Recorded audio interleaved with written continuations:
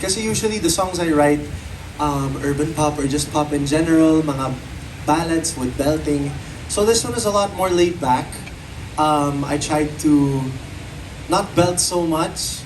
Kasi isa yun sa mga comments na nakukuha ko lagi, yung parang ang hirap sabayan ng mga kanta ni Darren minsan. Alam mo yung parang nung pag nasa bridge na, lalo may birit na, ganun. So, in this one, mas chill siya talaga.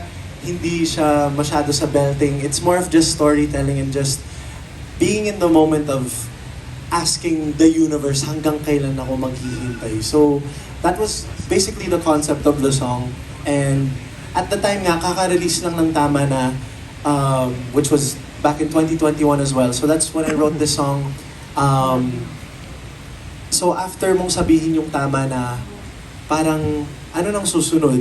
Hanggang kailan ako maghihintay for the right person where I don't have to say, Tama Na, Nox. Grabe na yung mga questions sa universe. Ganun. So ayun. Oo, pero feel naman natin siya, di ba? Sometimes we ask those questions naman talaga sa universe. And gusto ko ikaw yung nag-adjust sa parang mas chill na nga yung parang kanta. Parang hindi na, parang may sabayan daw sila. Sabi nila, sana gumawa si Darren ng kantang masasabayan namin. So ito na po yun, sana. I love it. Very considerate naman ang isang Darren Isvato. But where can everybody listen to it? You want to invite everybody to stream the song? Yes, of course. My newest single, Hanggang Kailan, is out now on all digital streaming platforms including Spotify, Apple Music, iTunes, and YouTube Music as well. So sana po ay pakinggan po ninyo. Ayan. Yes, so if you need a sign to stream it, ito na po yun. Yes. Galing na po kay Darren mismo. Opo. Ayan na siya.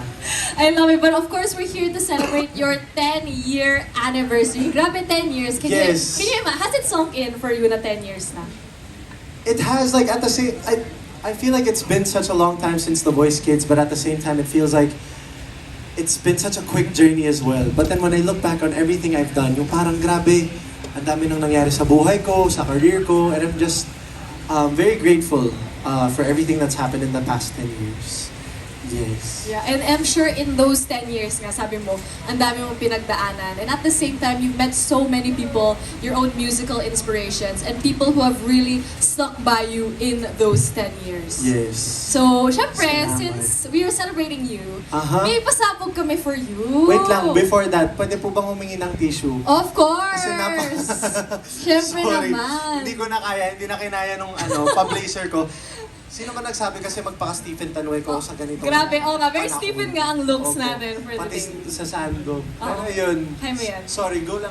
Go lang. So, of course, syempre, alam naman natin guys, no, medyo mainit. But it's okay. We're all here for Darren. But yun nga, may konting surprise kami for you. Wow! With messages coming from people who have stuck by you. What? Ready ka na ba umiyak? Sakto nga yung tissue mo. Umiyak talaga, okay. Galing. So, let's watch this. Hi Darren, Wow! 10th anniversary mo na, and of course maraming salamat dahil nagkaroon tayo ng time together. Nakabuo tayo ng music video pare. And of course, palagi kang mag-iingat and more power sa'yo. Alam ko naman, kaya mo lahat yan. Napaka-talented ng tao. And nandito lang kami para supportahan ka palagi. Love you. Hi Darren! Bago pa man tayo maging si Stephen at Irene, buting magkakaibigan na tayo. And thankful ako na nakilala kita. Thankful din ako na na-witness ko yung talent mo at yung growth mo. Sobrang mahal na mahal kita. And thank you then for getting me and Anthony para sa music video mo na iyo. Talaga, ikaw lang talaga magpapagawa sa akin. Sobrang mahal kita and sobrang sorry hindi ako makakapunta sa concert mo dahil nasa Japan po ako. Pero wishing you the best and sana ma-enjoy mo ng sobra yung concert mo. I know you're gonna kill it and sobrang deserve mo lahat ng blessings na dumadating sa you're such a very talented person. Mahal kita, Darren! Hi Darren! Nako, papalapit na ang iyong celebration ng iyong 10th anniversary. Alam mo, people come and go in showbiz, napakaraming dumarating ng mga singers and artists sa industriyang ito, pero iilan lang yung nakakaabot ng 10 years and you're one of them.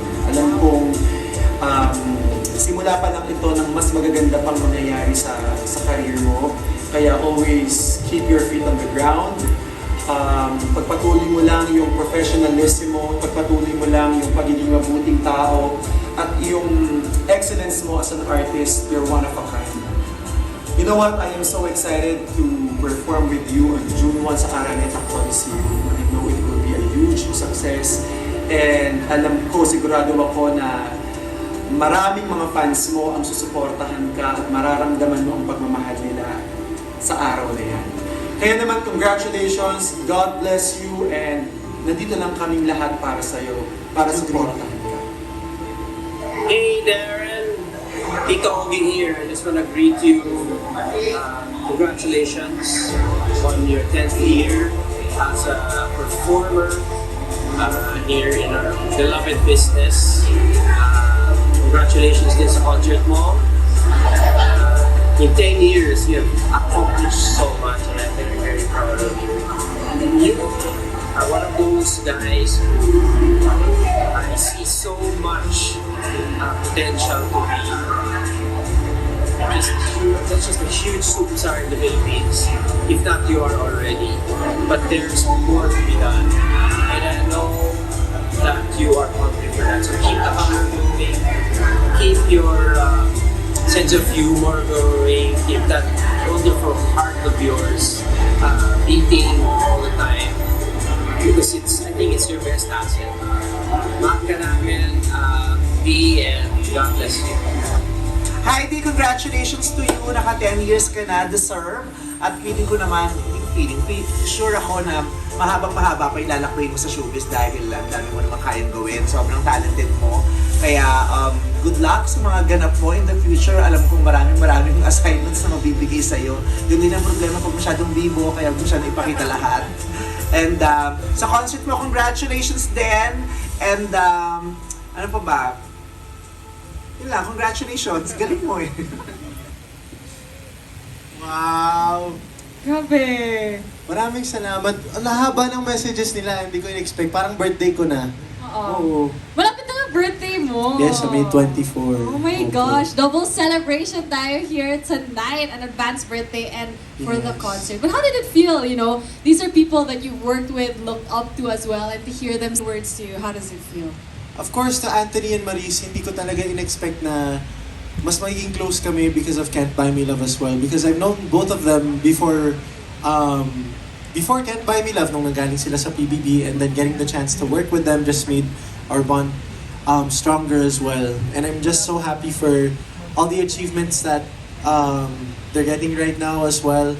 And ayun, parang nakakatuwa kasi yun nga, pumayag silang gawin yung music video for Iyo.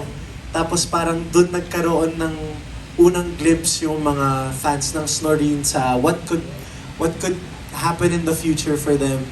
And ayun, maraming salamat both Maris and Anthony. You guys are one of the people that I can always trust and just hang out with, always just chill with. And of course, to Kuya Eric, Tito Ogie, Ate Vice, yung mga haligi sa industriya natin, yung mga icon. Maraming salamat po for all the kind words. Hindi ko nga in-expect na magiging ka-close ko sila kasi of course, you know, being a kid from Canada who just watched them on TFC, parang hindi ko in-imagine na one day may imbitahan ko na lang sila sa mga, oy, may birthday po ako, or parang sila sa bahay nila, oy, kain tayo, mga ganun yung parang, what's happening? Pero yun nga po, nakakataba ng puso that I have people like them who are there to guide me and also give me tips, and also just people I can rant to or just share my thoughts to. Ayun po, people I can trust as well. So they're just a few of those people, and ayun, maraming salamat for the video greetings. Thank you po. Grabe. Parang birthday.